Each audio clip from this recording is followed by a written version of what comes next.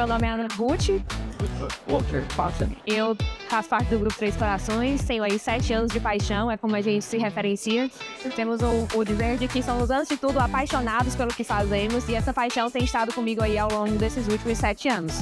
Eu atuo na área de excelência operacional e um dos pilares que nós temos muito forte é disseminar a cultura de melhoria contínua. Então, eu estou aqui, como um entusiasta do aprendizado, do desenvolvimento, da capacitação, mas eu sou da área de negócio. E eu queria compartilhar aqui com vocês um pouquinho do que a gente tem construído e a conexão que isso tem no impacto para o negócio em si. Do ano passado para cá, a gente teve uma experiência muito positiva com o desenvolvimento de um case, que inclusive é um dos top 8 cases a nível nacional, é o nosso destaque a nível Nordeste. E parte desse case, a gente vai conversar aqui um pouquinho com vocês.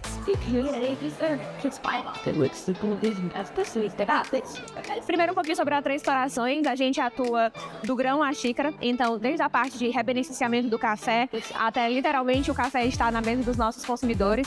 Nós passamos por todo o processo de produção, distribuição, venda e, inclusive, pós-venda, a experiência do consumidor após a venda.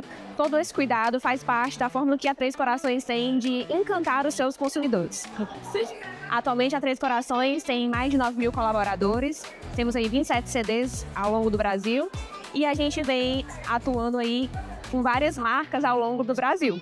Então, às vezes, as pessoas consomem Três Corações sem saber que é Três Corações, porque muitas vezes é a marca que é forte aí no local, não é a marca Três Corações em si.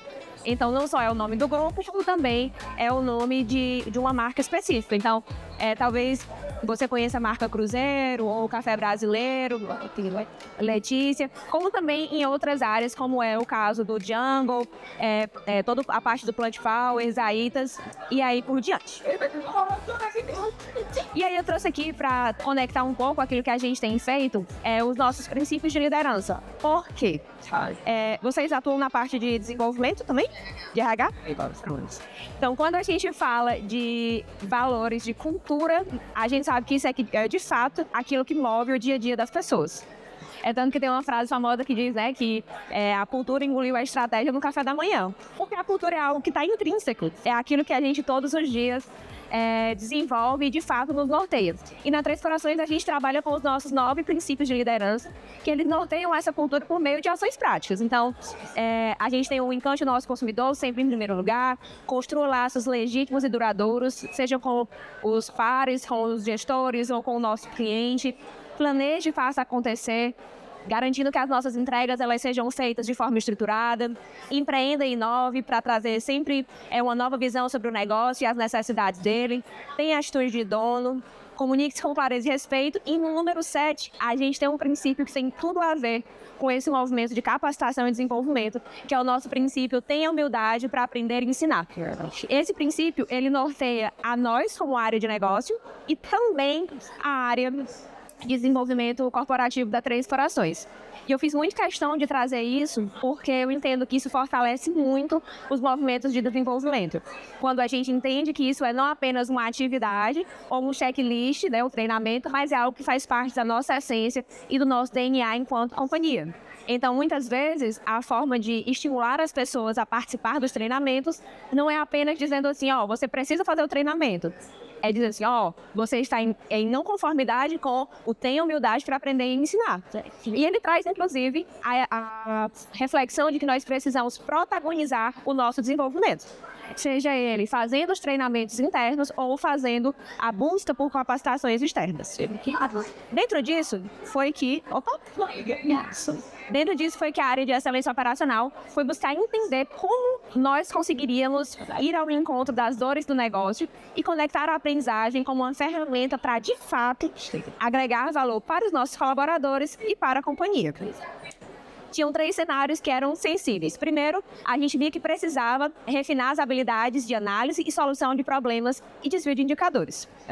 Uma empresa com 9 mil e poucos colaboradores, imagine a quantidade de indicadores, de resultados, de variáveis que existem.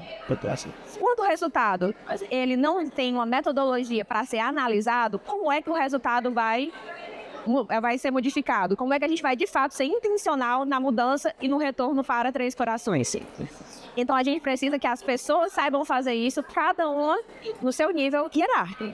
Da mesma forma, a gente precisava que a tomada de decisão ela não fosse no feeling, não fosse algo empírico, mas baseada em dados. E, por último, fortalecer a cultura de melhoria contínua. Ou seja, estar sempre incansavelmente procurando o novo patamar de excelência. Foi aí que surgiu a jornada Lean Six Sigma. Quando a gente fala de Lean Six Sigma, ela é uma metodologia de mercado que é muito conhecida, onde a gente pode ali fazer um paralelo com, por exemplo, o Karatê. No Karatê, você chega ali, tem a primeira faixa, e à medida que as faixas vão evoluindo, você vai mostrando que você tem mais maturidade. Da mesma forma, existe no Lean Six Sigma, você vai, à medida que vai subindo de faixa, você vai se tornando mais maduro naquilo que metodologicamente é necessário para fazer análise de desvios. Inicialmente, a gente vem atuando nos 3 primeiros níveis, White, Yellow e Green Belt. E é exatamente aqui que entra o nosso case de destaque do Grupo Três Corações, que tem sido o destaque Nordeste desse ano do CBTT. Aí já vou deixar aqui o convite. Na quarta-feira de manhã, nós estaremos fazendo a apresentação às 8h15. Então, quem quiser conhecer um pouquinho mais no detalhe, eu não vou falar especificamente sobre o case, mas sobre algo que está ali lado a lado com o case, voltado para a prática dessas análises. O Belts em Ação, ele surgiu como um movimento que busca unir aquilo que, na teoria, os alunos já aprenderam dentro das capacitações dos primeiros níveis de metodologia, e eles agora têm a oportunidade de aprender de forma prática. Para quem trabalha com desenvolvimento, com treinamento, sabe que a teoria, se não colocada em prática, a gente perde um bom percentual desses conhecimentos. E a gente não pode deixar isso acontecer. Existe um alto investimento voltado não só para o colaborador que para um tempo para fazer a capacitação, mas também em garantir o investimento para que aquela capacitação tenha uma qualidade. Então, o retorno como um todo, ele precisa ser otimizado por meio da estratégia. Foi aí que, sim, tivemos os treinamentos teóricos de modo online, toda empresa pôde assistir, mas, em paralelo, a gente atuou com o movimento do Belts em Ação, provocando essa prática. Então, imagina, por exemplo, como de fato aconteceu. Eu chego numa unidade nossa, como aconteceu agora recentemente na unidade de Brasília. A gente visita a unidade, os alunos já têm tido o contato com a metodologia e tudo, e a gente tem ali 4 horas de treinamento voltado exclusivamente para a prática. O objetivo ali é, ok, na sua realidade, qual é o seu contexto, quais são os seus indicadores que preocupam a sua cabeça ao longo da sua rotina e como o método consegue trazer reversão e agregar valor. O que de fato são as causas raízes. E aí, quando a gente consegue fazer isso na prática, e os colaboradores começam a perceber que a metodologia não é uma burocracia, a metodologia é uma forma mais eficaz de facilitar a vida, o resultado começa a ser potencializado.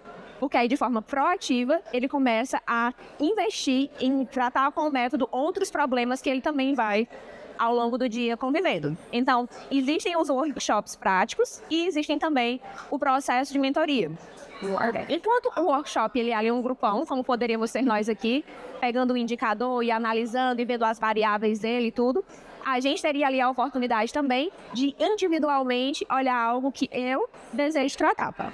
Eu sou supervisora de RH e eu gostaria de fazer uma análise sobre algo que é da minha filial, regional, enfim, está na minha responsabilidade. Vamos fazer junto?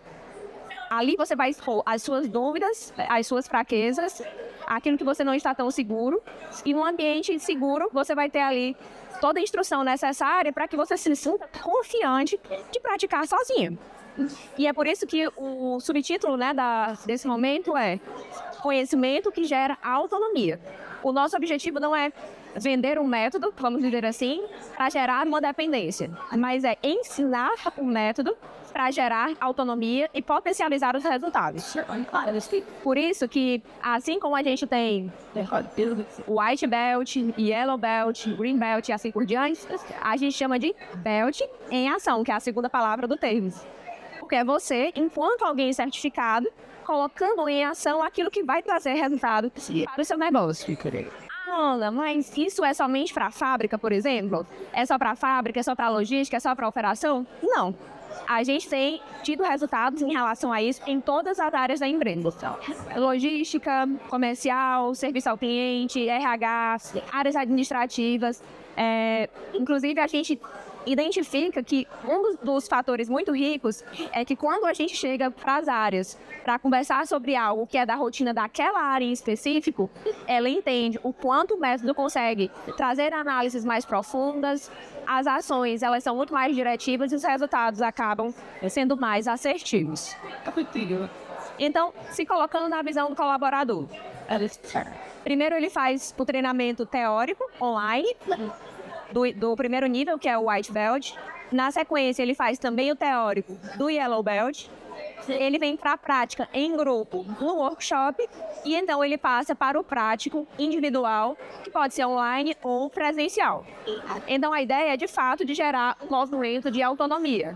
Primeiro eu sozinho com a teoria, e a gente fez todo esse desenvolvimento interno, com exemplos próprios da Três Corações, daquilo que eram dificuldades dos nossos colaboradores. Então, aqui eu sozinha com o computador, depois eu com o grupo, gerando ali uma prática inicial, e depois eu individualmente com alguém me mentorando.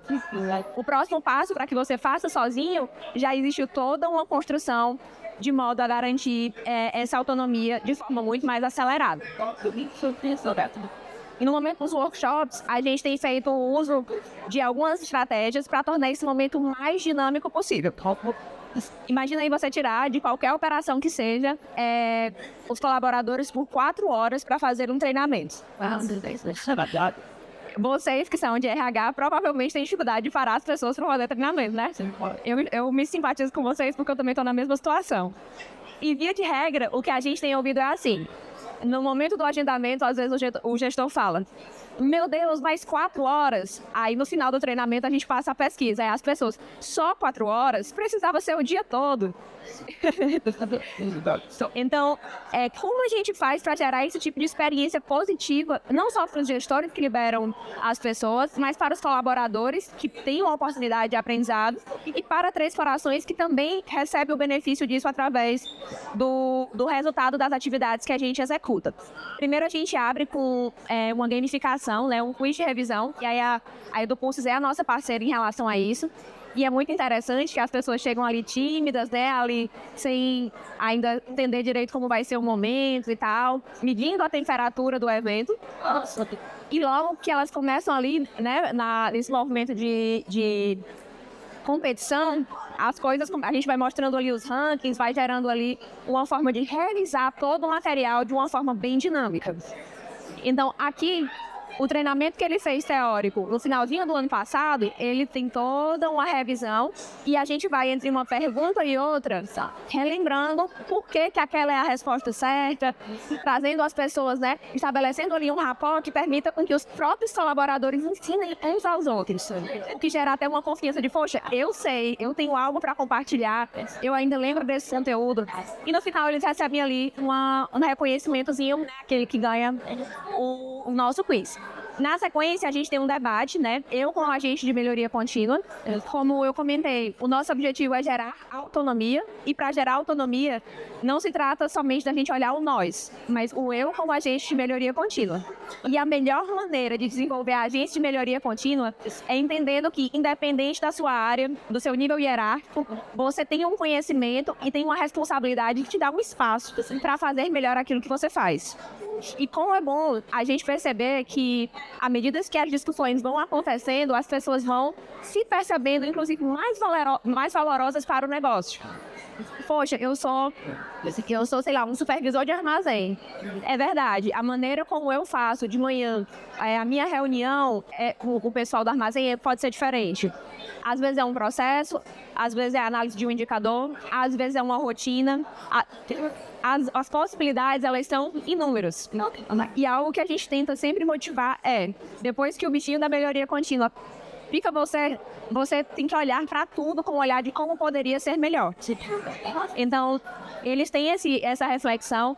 A área de Customer Success, né? A Carla é até nossa gestora lá. A gente recentemente fez esse movimento lá com eles. E olha só, a gente estava falando ali com as pessoas que falam diretamente com os nossos consumidores. Como é importante um colaborador como esse ter um entendimento do valor que tem, ele perceber como ele pode fazer sempre melhor aquilo que ele já faz. Não se trata do meu gestor ou da minha área, mas como eu, como profissional, posso ser mais excelente nas minhas entregas. E com base... Não, fica tranquila. Aqui a gente faz o curso... Não, é que eles estão fazendo uma análise.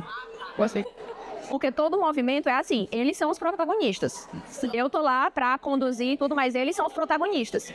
Então, existe sempre uma intencionalidade de ir puxando eles. O que vocês fazem? Me diga aí uma melhoria, algo de melhoria que você viu na sua área. Não precisa ter sido você. Aí, às vezes, eles começam a pontuar. Aí, de repente, você pontuar algo que ela fez que ela nem percebeu que tinha um valor, que alguém tinha percebido o valor. Aí tem uma outra hora que a gente fala sobre problemas. O que vocês acham que a gente podia fazer sobre isso? E aí começa a acontecer ali um brainstorming. Então, tudo isso é voltado para que um colaborador entenda que muitas das soluções que ele vê problemas estão ali dentro daquele mesmo grupo. A solução já está ali. Se tiver qualquer pergunta, pode falar. E aí, por último, a gente vai para um case prático. Então, por exemplo, nessa situação da área de CS, eles têm vários indicadores. Eles se foram divididos em grupos, cada um pegou um indicador e aí foi analisar.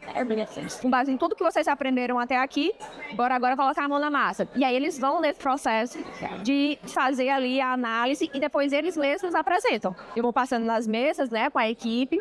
A gente vai tendo aquele momento ali de relembrar, porque, e se você fizesse assim, lembra que a gente viu e tal e tal. Então, eles vão protagonizando, inclusive, as melhorias. E isso é algo que é muito bacana, porque quando é no final que eles apresentam, eles veem que eles foram quem construíram todo o material. E se tem algum tipo de ajuste para ser feito, a gente já tem ali um clima mais descontraído, porque se criou isso ao longo das horas. E eles vão ali tendo a oportunidade de até o último instante fazer o ajuste. E aí, claro, no final a gente tem a boa e velha pesquisa de satisfação para já fazer as melhorias para os processos. Faz sentido? Então, com isso, a gente já tem aí mais de 300 belts em ação ao longo dos nossos 27 CDs. E o mais gratificante é, porque como tem os campos em aberto na nossa pesquisa, a gente consegue ser retroalimentado com esse feedback deles, que é exatamente de agora eu entendo por que é importante. Agora eu entendo por que é importante eu ter esse tipo de conhecimento. E a andragogia diz, né, que o adulto ele só aprende aquilo que ele vê valor, que ele vê um propósito. Diferente da criança que é aquela esponjinha que absorve tudo, o adulto não. Se ele não vê propósito, ele meio que ele bloqueia, né? Então, esse tipo de frase dá uma tendência muito maior de que aquilo por ter percebido o valor vai ser utilizado e vai trazer prosperidade, não só para os colaboradores, como também para a empresa. E aí é uma reflexão que a gente faz muito como empresa. Como a gente faz para trazer esse ROI para a companhia? Entendendo que através de movimentos de capacitação e de aprendizagem, a gente faz o desenvolvimento do individual, do profissional. A gente faz o indivíduo do colaborador, porque aquele profissional, enquanto na empresa, ele tem um benefício para a própria empresa e para a própria Três Corações, a um nível de chegar no ROI literal, financeiramente falando. É algo que o Bruno, junto com a Mariana, vai trazer muito na apresentação da quarta-feira, porque a gente já tem visto esses benefícios. E tudo começa pelo conhecimento que gera a autonomia. A minha área, por exemplo, tem 4 pessoas. Falando tirando os estagiários, né, tem 4 pessoas. 4 pessoas não são capazes de estar em todos os lugares ao mesmo tempo, resolvendo todos os problemas. Nós não precisamos de colaboradores super-heróis.